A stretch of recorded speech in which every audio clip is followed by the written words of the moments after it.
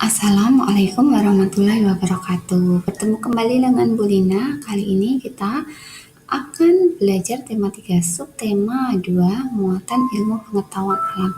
Yang akan kita pelajari pada kesempatan kali ini adalah pemanfaatan sumber daya alam. Nah, pemanfaatan hewan sebagai sumber daya alam. Hewan dimanfaatkan sebagai bahan makanan, bahan obat-obatan, dan dimanfaatkan juga tenaganya oleh manusia untuk membantu aktivitas manusia. Contoh pemanfaatan hewan oleh manusia antara lain. Ini cuma contoh ya yang Bu Lina berikan ya. Yang pertama ayam dimanfaatkan untuk diambil telur dan dagingnya.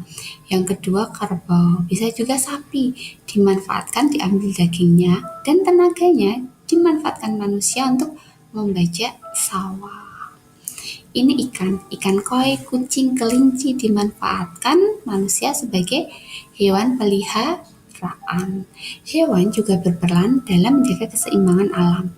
Nah, keseimbangan alam yang ada di lingkungan kita itu seimbang karena berbagai macam hewan jumlahnya itu seimbang.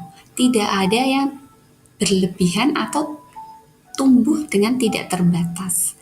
Jadi keseimbangan lingkungan yang ada di sekitar kita itu yang jaga adalah hewan-hewan yang ada di sekitarnya atau hewan-hewan yang hidup di dalamnya. Contoh ini, ular memakan tikus sehingga jumlah tikus yang di sawah tidak berlebihan. Kalau jumlah tikusnya banyak, ularnya makan tikus. Jadi ular dapat makan, tikus tidak merusak padi. Nah, oleh karena itu tanaman padi tidak habis dimakan tikus sehingga petani dapat memanen padinya. Yang jaga keseimbangan alam di sawah ular.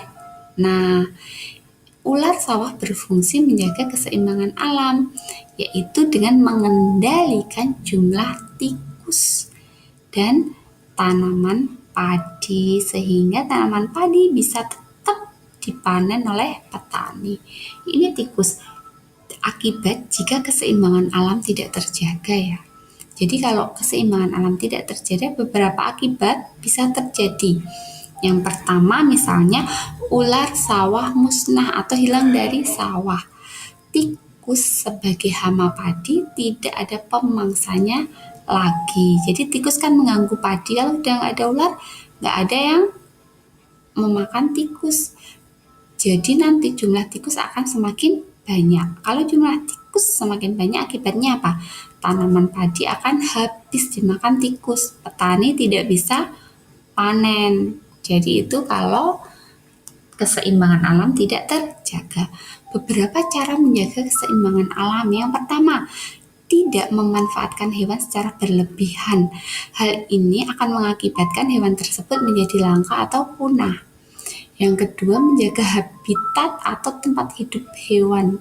Jadi habitat asli hewan tinggal itu harus kita jaga. Yang ketiga, tidak membeli barang yang berasal dari bagian tubuh hewan langka. Bagian-bagian tubuh hewan dan fungsinya.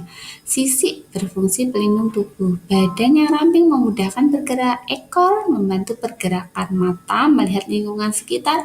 Insang untuk bernafas. Sirip berfungsi untuk berenang. Kucing telinga untuk mendengar. Mata untuk melihat. Ada hidung untuk mencium bau. Ada juga rambut yang berguna untuk menutupi tubuh. Misai, nah ini namanya misai, untuk mengetahui keadaan sekitar. Kaki sebagai alat penggerak dan ekor berfungsi untuk menjaga keseimbangan kucing. Nah, sedikit itu anak-anak yang bisa kita pelajari untuk subtema 2. Terima kasih sudah memperhatikan. Semoga apa yang kita pelajari bermanfaat. Selalu berpikir positif, bersyukur atas apa yang sudah Allah berikan dalam hidup kita. Sehat-sehat semua. Salam hormat Bu Lina untuk orang-orang yang sudah membantu kalian dalam menyelesaikan setiap tugas selama kita masih melakukan pembelajaran jarak jauh.